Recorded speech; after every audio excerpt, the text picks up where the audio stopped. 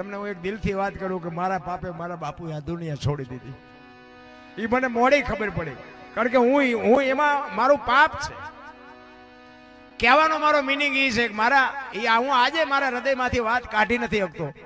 અને મને એમ થાય છે કે ભગવાને ભલે એની જ કંઈક કૃપા હશે, એનો જ આશીર્વાદ હશે કે હું આ 3.5 કિલોમીટર આવ્યો, આ મારા કોઈ જાણતા નથી અને તમે બધા મને સાંભળો છો.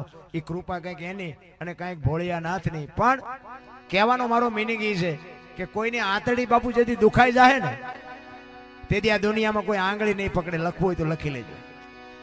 મેં અમુકને એવા દુખી કર્યા છે, કારણ કે પછી મારા બાપુ પાસે ફરિયાદ કરવા ન આવે કોઈ, પણ વાયા કોક એમ કે તમારા દીકરા ઓલા ફલાણા ભાઈનો છોકરો નથી, એને વગર ગુણે મારીને તોડી નાખ્યો. એટલે મારા બાપુ હૃદયમાં એવો ઘા વાગે કે હારું આ મેં મારા છોકરાના હાથની હથેળીમાં રાખ્યો અને આ મારી પરજા આવી. આ દુનિયામાં મારી આટલી આબરૂ છે, 5-25 ગામમાં મારું નામ, અને મારી પરજા આવી.